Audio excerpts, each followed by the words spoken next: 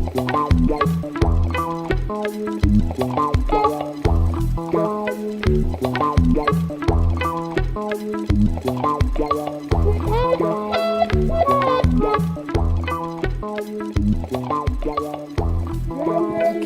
you for introduction. Good morning, everybody. So I will present a joint work with Marco Donatelli, Lucia Romani, and Valentina Turati.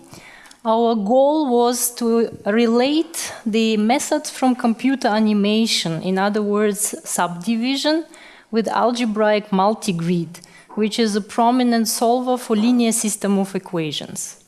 So before we understand the connection between the two methods, subdivision and algebraic multigrid, let us first try to understand how the algebraic multigrid functions and what is it. So the problem is we have a symmetric, positive, definite, sparse, and ill-conditioned matrix A, and we want to solve the corresponding linear system of equations. The numerical tool for solving this linear system of equations is the algebraic multigrid. So the main ingredient of algebraic multigrid is a simple fixed point iteration, which, for example, can be a simple iterative solver such as Gauss-Seidel or weighted Jacobi method or Richardson iteration. The ill conditioning of the matrix A forces the slow convergence of such simple iterative solver. So indeed, if we have the minimum eigenvalue of the matrix A close to 0, then the maximum eigenvalue of the iteration matrix here will be close to 1 if the method is convergent. So the error in this case, the error of this simple solver such as weighted Jacobi, decreases very slowly. The standard expression for the error in this case, so the difference between the true solution of the linear system of equations and our iterative solution, has the following representation in terms of the eigenvalues lambda j and the eigenvectors vj of the iteration matrix. So if one of the eigenvalues is close to 1, then it is clear that the error will decrease very slowly. And this is what you see on this picture. And this behavior of the error is very characteristic for the whole class of the matrices that we consider. So symmetric, positive, definite, and ill-conditioned. So, and what we see here is that the error after the 2 steps of the weighted Jacobi with the weight 1/2, and the error after 200 steps of the weighted Jacobi, they don't differ much, so it doesn't really make sense to keep on iterating. So what the multigrid really does, it tries to keep the solver simple, the iterative solver simple, and tries to accelerate the convergence of this simple iterative solver by the so-called multi-level error correction. So the error correction, this term is probably familiar to many of you from the numerical analysis. So all one does is one tries to improve the approximation by adding to it, improve the quality of the approximation by adding to it further vectors which are solutions of some residual linear system of equations. So what is a multi-level error correction here? The idea is very simple. I mean, it's based on the very simple observation that you can write n as an infinite series of this form, n½ plus n⁴ plus 1/8 and so on, n/8 and so on. So this very simple identity will allow us to compute or to improve the approximation in just linear time, which is also the computational cost of those simple iterative solvers that we are using. So the cost of the weighted Jacobi is big O of n, and we try to do the multi-level error correction without increasing the computational cost of the simple solver by much. So what we'll see now is that to determine E1, we are allowed to do n/2 operations. To determine E2, we will use n over 4 computational operations and so on. Okay, so let's look now how the errors Ej are being determined. So what you see here is just one step of the multigrid, and then we'll iterate this step. So we'll start with what we saw before in the previous slides, with x2, which you obtain after the 2 steps of the weighted Jacobi, for example. And then you will add to x2 the vectors Ej. J runs from 1 to k. So for example, to determine E1, we'll start with the system matrix A and reduce the size of the system matrix A by defining A1 by pre and post multiplying by the matrices P1 transpose and P1. So one sees if we want to reduce the size, the original size was n. If we want to reduce the size of the system matrix, the matrices should be rectangular. So Pj is long, tall, and slim, and Pj transpose are fat and short. So what are the properties? Why do we define the matrices Aj in this form? In other words, what are the properties of the Pj and Aj that we want? So if you remember, the matrix, the system matrix of our linear system of equations was symmetric. So if we define Aj's in this form, then all of the matrices Aj will be also symmetric. The matrix A was positive definite. So if we choose all of the Pj's to be full rank, then all of the matrices Aj, they will be also positive definite. And then the matrix A was sparse. So we will need to choose Pj also sparse so that the matrices Aj that we are computing in this way stay sparse. After we do that, after we define the matrices Aj, you just solve the system, linear system of equation that has some residual on the right-hand side. So how you solve it? If the matrices Aj are still sparse, so not too small, then you can use an iterative solver, otherwise you can solve it directly if the sparseness is lost. After you solve it, the solution is this Aj tilde, which is certainly of a smaller size than x2. So you need to somehow refine or enlarge the size of Ej tilde, and you do it by multiplying Ej tilde by those rectangular matrices Pj to P1. So you can see this process as multiplication by Pj is a refinement of a vector, and multiplication by Pj transpose is a coarsening of the vector, or making it smaller. So algebraic multigrid. So you might ask yourself, where are the grids? Because the name suggests that we have to look at some grids. The name is a bit misleading in this way. So it was derived from its close relative geometric multigrid, which was relying on a hierarchy of grids. But the algebraic multigrid really doesn't have any grids in the background. It's really more an algebraic multi-level method than a multi-grid method.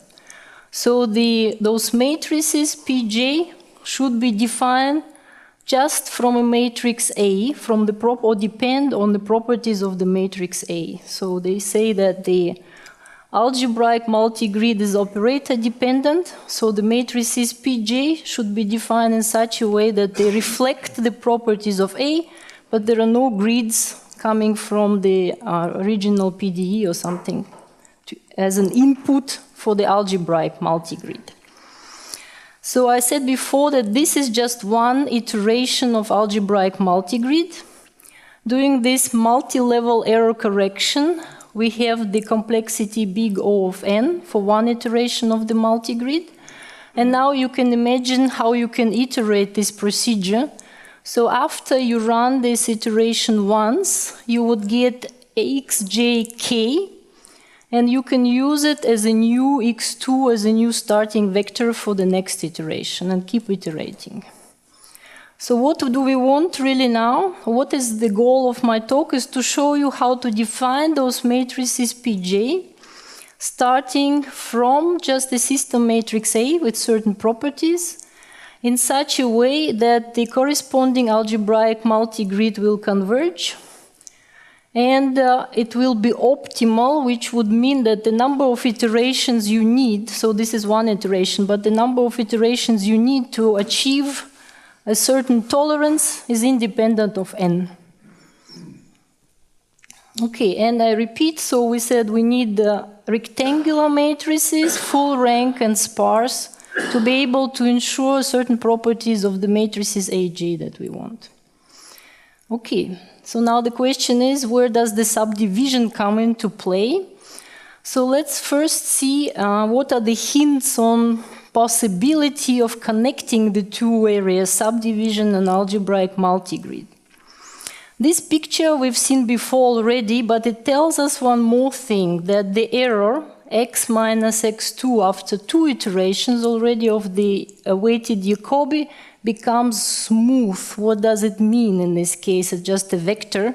So if you plot the components of the vector and connect them linearly, then it looks like a smooth curve or smooth function.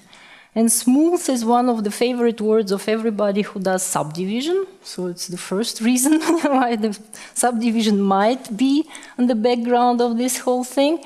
And I think when you look at the way the approximation to the x looks like, so the x minus x2 will be smooth. So the x2 is the oscillatory part of the solution, or the details. So if you have background in wavelet or frame decomposition, it looks like something similar is going on. You split your approximation into the details and the smooth part. And everybody knows, or those who are familiar with wavelet frame decomposition, that to determine the smooth part of your signal or data, you would do upsampling and convolution in the reconstruction step, and this is subdivision. So there are lots of hints on the subdivision entering the game at some point. But let's see what else can hint on the usefulness of subdivision for multigrid.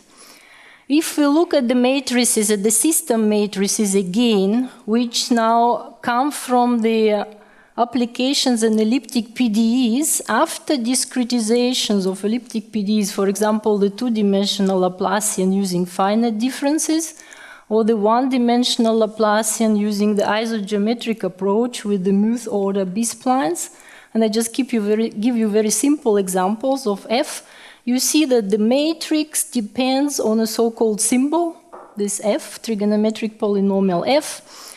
And as in subdivision, all properties of the matrix A are encoded in this symbol F.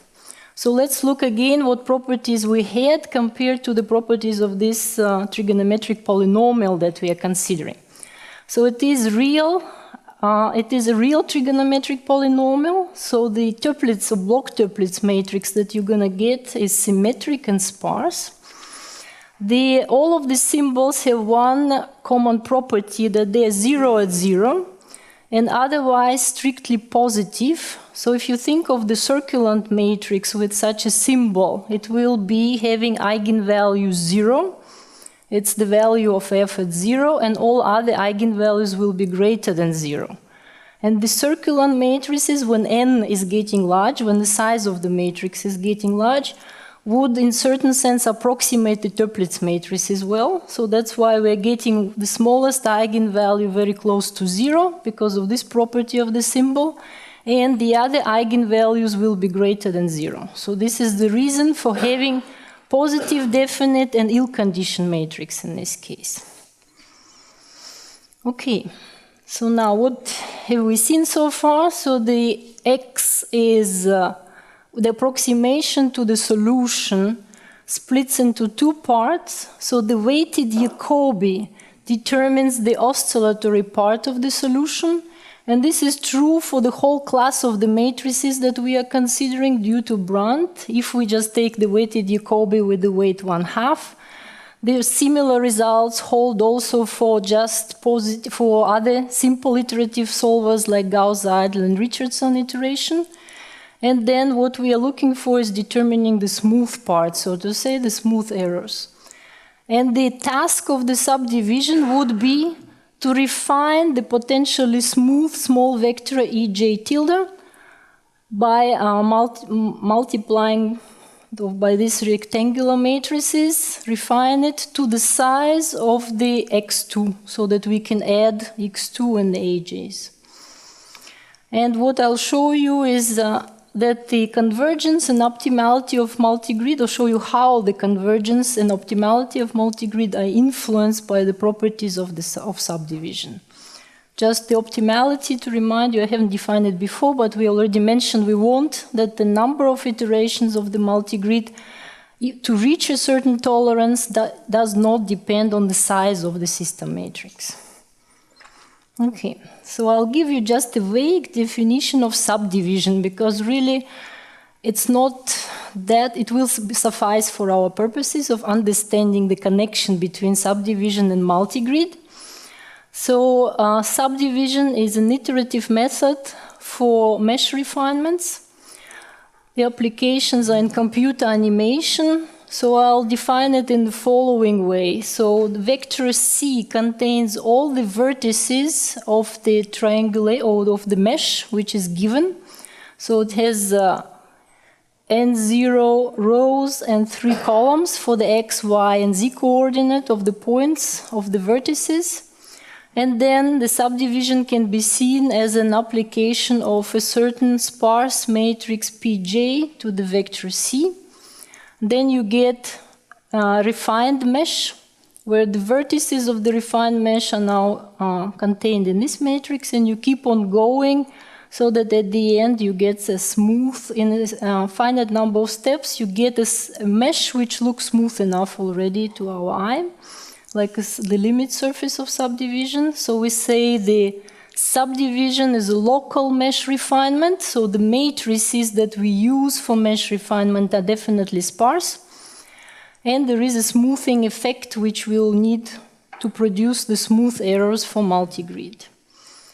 So, and the matrices Pj can be seen as sparse full rank sub-blocks of these rectangular matrices, calligraphic Pj, that I don't define here, but I hope it's enough to describe the subdivision in this way. So now let's look at the example. I'll show you how those matrices Pj's can look like.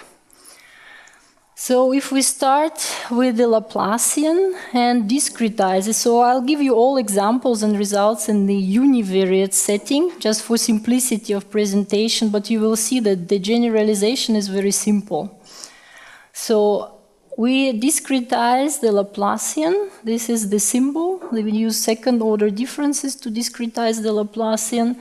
The associated Toeplitz matrix looks in the following way. The subdivision step, or I said before, consists of upsampling and convolution. In this case, as we deal with vectors, upsampling is nothing else but multiplication by the matrix of this form, which consists of ones and zeros. So it does nothing else but inserts zeros at the even positions of the vector if you multiply it by a vector. This is due to those 0 rows in the matrix. And then the convolution can be seen as a multiplication by a certain Toeplitz matrix, which also depends on a symbol, P. And so you see that now we have two symbols, F and P appearing. So F encodes all the properties of the underlying system matrix, and P here in the Toeplitz matrix in this convolution part encodes the properties of the subdivision. So and our goal is nothing else but to match F and P. This is what we want to understand, how to match these two symbols to define a convergent and optimal multigrid method. So the task is now simpler. So one has two trigonometric polynomials, and one has to decide if they are matching in a sense that the corresponding multigrid will be convergent and optimal. just to show you that you really need to be careful matching those two symbols. It's not always possible for a given f to just pick any p and get a convergent and optimal multigrid. And this we'll see on the following example. So now we'll take the biharmonic problem, so the Laplacian squared.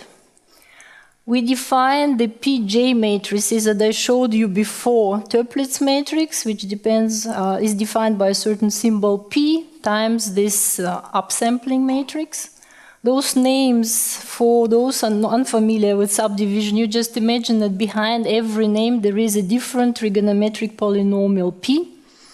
Using that P, we define the Pj's, and we see that in some cases, for the linear B-spline, for example, it still converges. So the algebraic multigrid will still converge, but the number of iterations is too high, and it does change with n. As when we try some other P's, which go under the names cubic B-spline on interpolatory 6-point scheme, you see that it looks optimal in the sense of that the number of iterations doesn't depend on n, and you definitely get a convergence. This is how many iterations you need to achieve a certain tolerance. And the question is now, okay, one can just try to play and hope that one gets lucky, or one wants to explain really why this happens, and how to choose, given f, how to choose the appropriate p, so that the algebraic multigrid is convergent and optimal. So we derived the following simple to check sufficient conditions on the symbol p that would guarantee us the convergence and optimality of the corresponding algebraic multigrid method. So what do we have here? So we have a system matrix, the Toeplitz system matrix A, that depends on the symbol f. The symbol can have a simple 0 at 0, or maybe multiple zeros at 0. As we've seen for the biharmonic problem, we have a double 0 at 0. And we assume that f is non-zero everywhere else, which was natural. We've seen before, when I talked about the matrices arising from applications, the f was greater than 0 everywhere else, but at 0. And all you have to check to ensure that p matches f is that this trigonometric polynomial p now at pi has certain zeros, or order 0 of a certain order, and that the absolute value of p is greater than 0 for this interval. So I guess the conditions come very familiar, or look very familiar to many of you. So the first one is nothing else but polynomial generation, describes the or characterizes polynomial generation for the appropriate subdivisions, for the convergent subdivision scheme. And the second one is a variation of the Cohen's condition, and it will imply stability of any kind, so LP stability, because they're all equivalent with when we have trigonometric polynomials. So actually you can reformulate this result is that giving trigonometric polynomial f with certain properties, all you have to check is that your subdivision scheme has a polynomial generation of certain order or degree, and that the shifts, the integer shifts of the basic limit functions are stable. Okay, so now let's see what went wrong for the linear B-spline. How can we explain it? So if we look at the trigonometric polynomial f, it had a double 0 at 0. But if you look now at the corresponding trigonometric polynomial that is going under the name linear B-spline, you see that it only has a simple 0 at pi.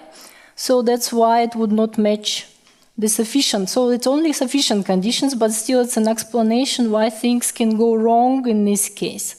The rest of them, the cubic B-spline and interpolatory 6-point scheme, they would satisfy the sufficient conditions that I just given to you. So now, what about the 4-point scheme? It is good. Yeah, I'm just giving several. We tried several ones. I'm just giving the ones that look better, so to say, a lot better.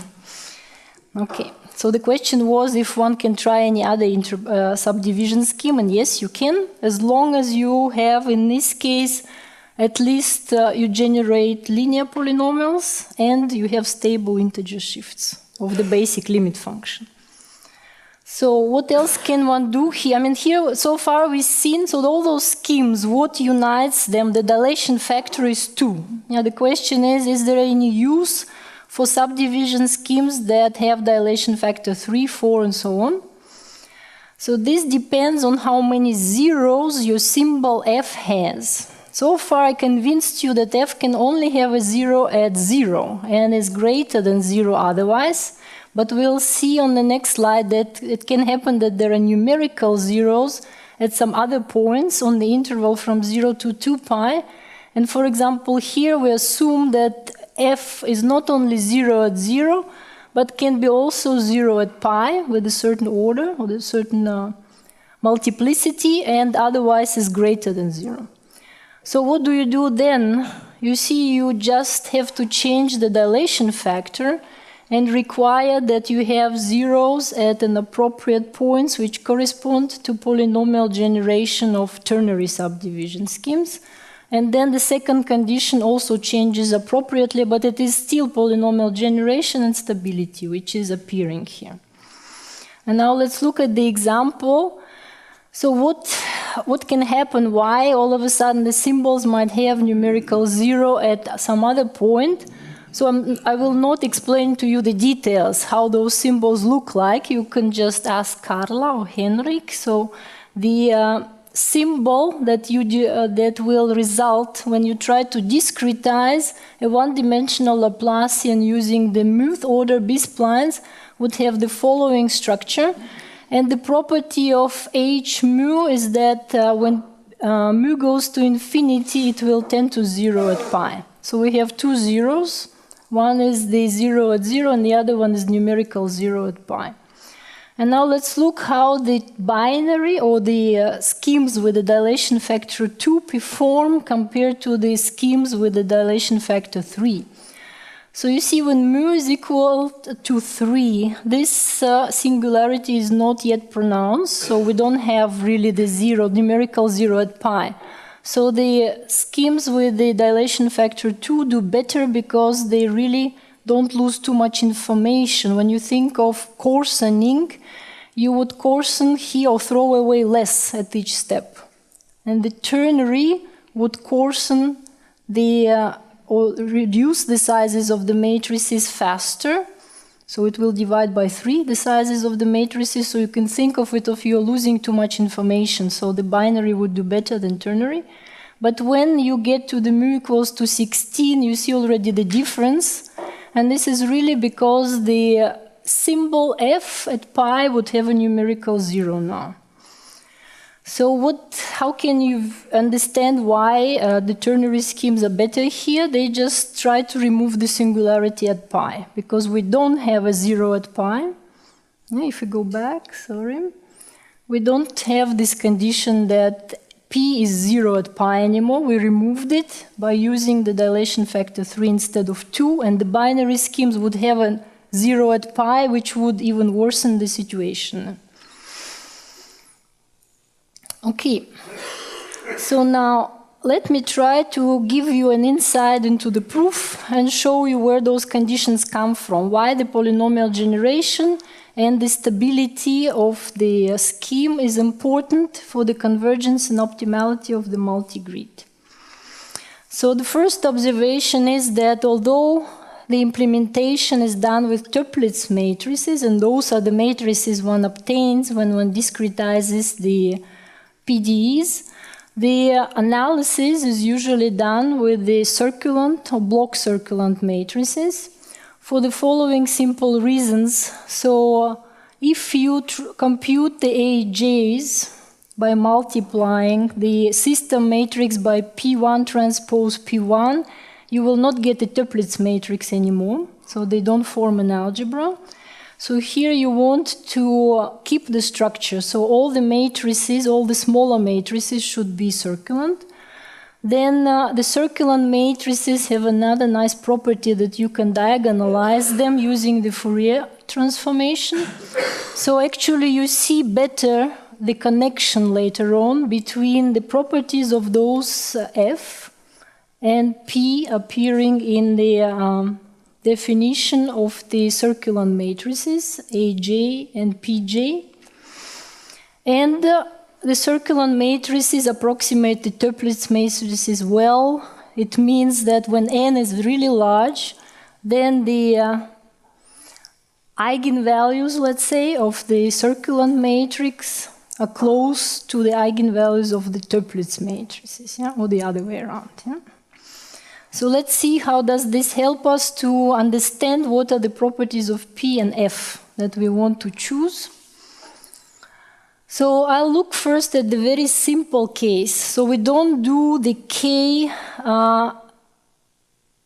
multi-level error correction steps. We do only one, which is the so-called algebraic two-grid method. So you've seen this iteration before already. So instead of that loop that we had before that was running from 1 to k, we just reduce the size of A once, solve the system of the equations explicitly, and then refine the vector E1 tilde via subdivision, meaning via application or multiplication by this matrix P. So now, what is the iteration matrix? I showed you the iteration matrix of the weighted Jacobi, but I never told you how the iteration matrix of the algebraic multigrid looks like, and it's also an iterative method. So when you think of the convergence, it's very natural just to ask oneself, how is if the system matrix in a certain norm is less than 1 or not? Yeah? If the norm of the system matrix is less than 1. So, but what is the system matrix here? So let's look at the following. So what are we trying to do? So I call it E on purpose, because now I have an equality here between the true solution X and the X2 plus E, and above we had an approximation only. So what does one know, what one can see from this representation? Where does it come from? So if you look at the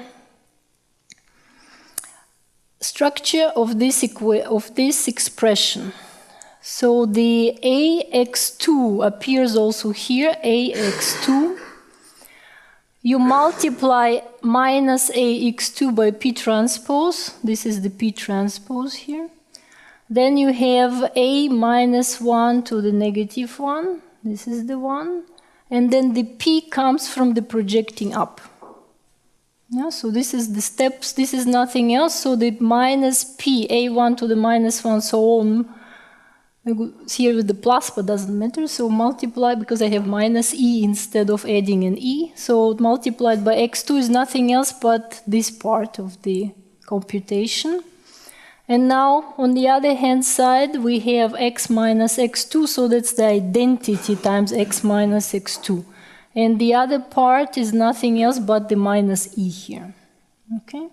And so now we want to convince ourselves that we get an exact solution if and only if the difference is in the range of P. Okay? So one direction. So if we have the exact solution, I hope one can see easily that then the difference should be in the range of P. So if this is 0, okay, then the difference should be in the range of P, so that really made sense to compute the error in this form. The other direction one has to give it a little bit of thought, but if you're in the range of P, then this is nothing else as P times Y, some other vector. And now when you put a P times Y here, you see P transpose AP is nothing else as A1. A1 will cancel with A1 to the negative 1, and you still have PY left here.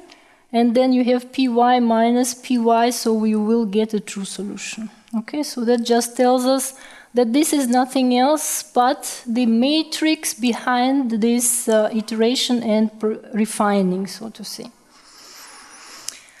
What else? What other information do we get from this expression? So the best so one can see that this is the best possible choice of computing the error in this case, and this is due to Ruger-Stuben, and this is nothing else but the best approximation inequality. So you can also convince yourselves that this is true. Now the iteration matrix is then one step of the Jacobi times this orthogonal projection. And to match f and p, we have to find a constant c, such that in a special matrix norm, if you have positive definite or semi-norm, if you have semi-positive definite matrices, this is less than 1.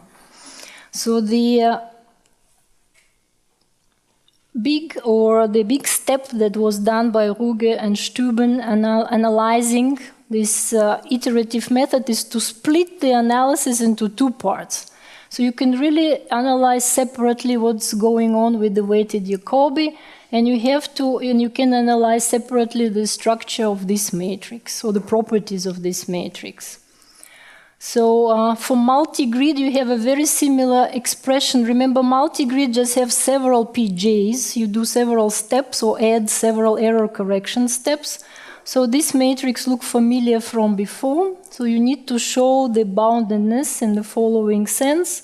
And the first part of the sufficient, or the first sufficient condition that you need to check that there is something like convergence of those weighted Jacobi methods or Richardson iteration or whatever simple iterative method you use. And then if you prove those separately, you are guaranteed to have the constant c, which is less than 1. That was the big achievement by Ruger and Stuben. And as you see, the matrix is P that we constructed. So this connection between subdivision and the Toeplitz matrix F appears only in the second part of the proof, or the second condition is the only one that involves the matrices Pj. So all we have to do is to really now concentrate on how we prove this bound, or how do we prove this estimate.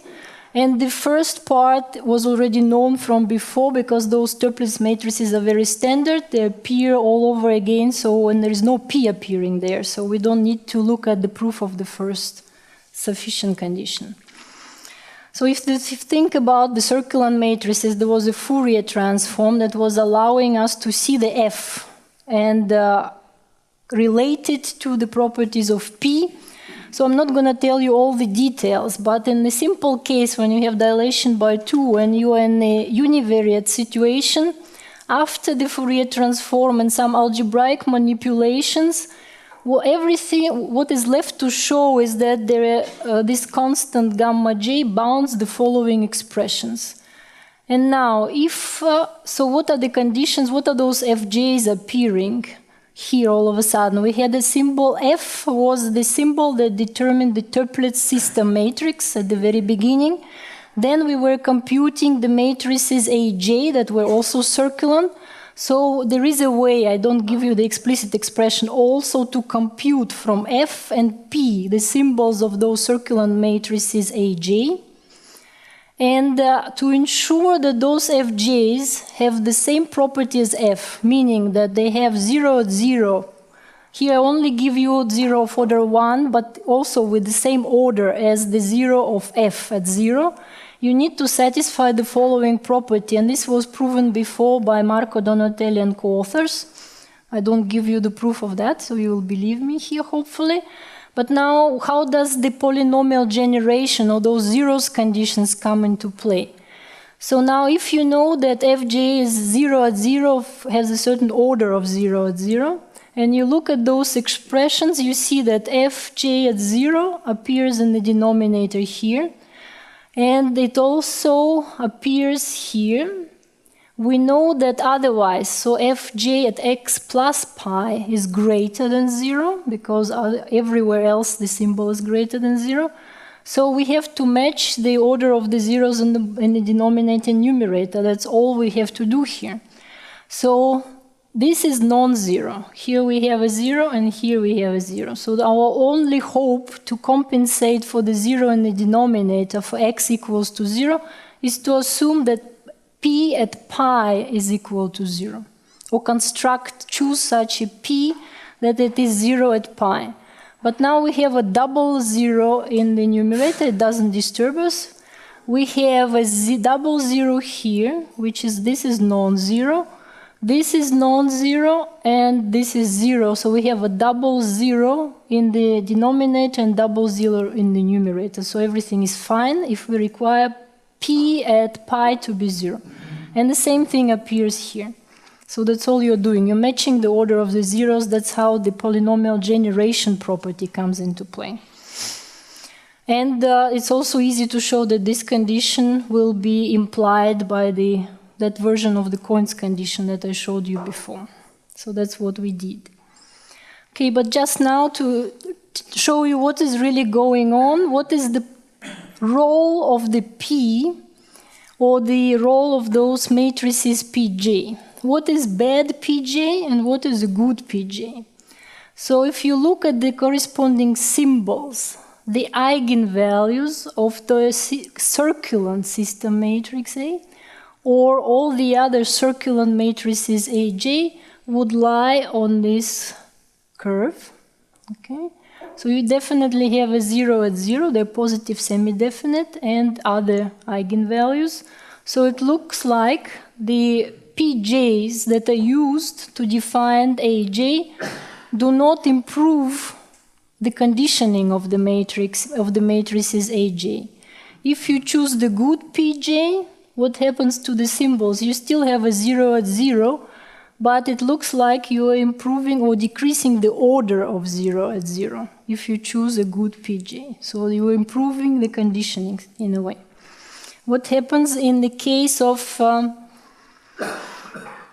when we use the discretization of the Laplacian via isogeometric approach? So the binary or the dilation by the subdivision schemes with dilation by 2, they do try to improve the singularity at pi, but very slowly, and the ternary after 6 iterations already don't see that 0. Certainly something happens here, but in total you can really check that the conditioning is improving and the ternary managed to remove the singularity at pi faster. So that's it. That's all I wanted to say. So let me just summarize shortly. So what I try to convince you is the algebraic properties of the symbols of subdivision schemes influence the convergence and optimality of multigrid system matrices. If we look at Toeplitz system matrices with this particular property that you have 0 at 0, the choice of the dilation matrix can influence the conditioning of the multigrid. And there is still a lot to do. We're just starting, and that's why I wanted to present a very simple version of the results, just to show you that there is really hope to connect subdivision and algebraic multigrid. So thank you for your attention.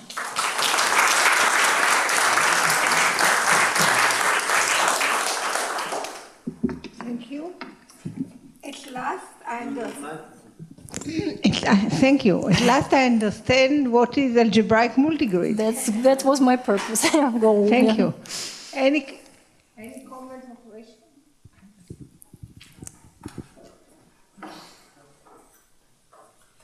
Thank you. I have two questions or comments, I don't know.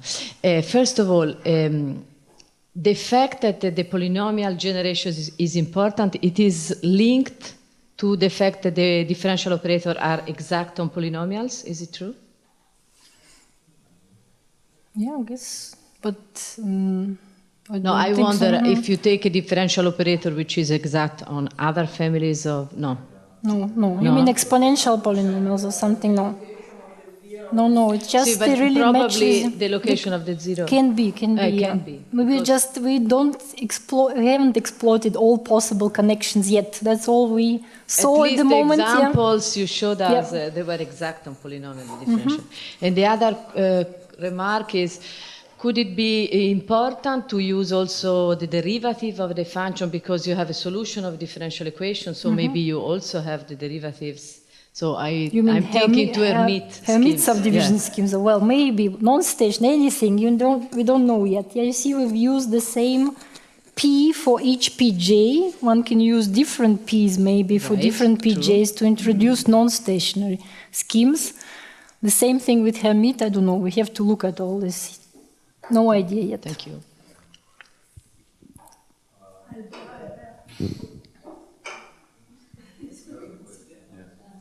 So, did you look at multi-level Toeplitz? You mean the block Toeplitz?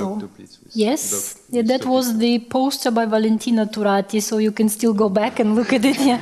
But it's just at the beginning. So the results generalize in a very easy fashion, but now we have to find examples where it really makes a difference. But Valentina, on the poster, there is a use of the anisotropic dilation. How can you make use of anisotropic dilation to improve the convergence and optimality of the multigrid? But it's just the beginning. So it's really interesting, and I want to ask you. I mean, your all your analysis makes heavy use of Fourier and a very structured thing now. So if you imagine operator coming from unstructured, I mean discretization on unstructured mesh, which come out all the time in the discretization of PDE. I mean, what is left from all this? For example, I mean, polynomial, you could imagine hierarchy still in unstructured, and the notion of polynomial reproduction still makes sense, and the notion of stability, contractivity could still make sense. So there, I want to understand what can carries over in an unstructured setting, and what we have to think about it. I mean, this is all we've done so far, and now we're just discovering that there are lots of possible other directions, and thank you for the comment also. So no, I cannot say anything at the moment. Yeah? Okay. One has to think about it. Yeah? Thank you. But we just started, like, at least me, half a year ago, so... So I have, in a sense, a philosophical question.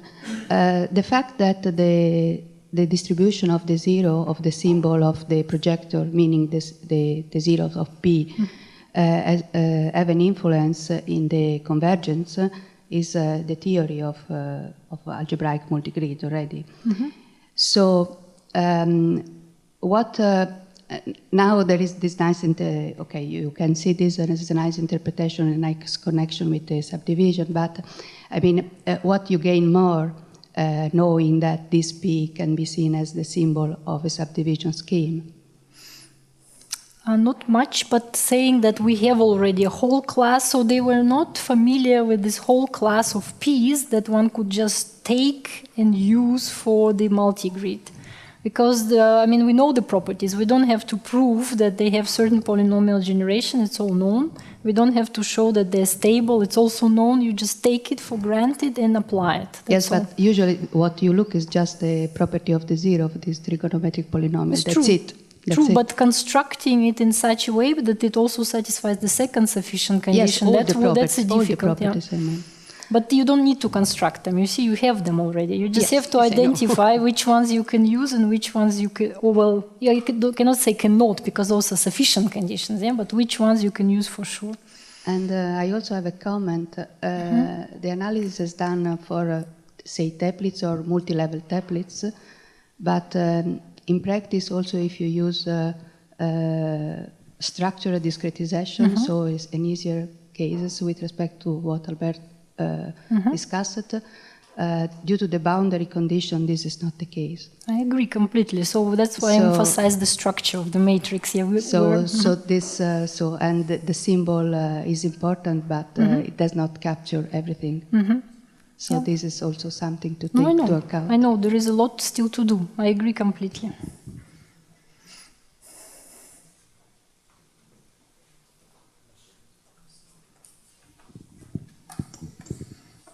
Okay, I am the chairman, so I can ask the question, although we run out of time.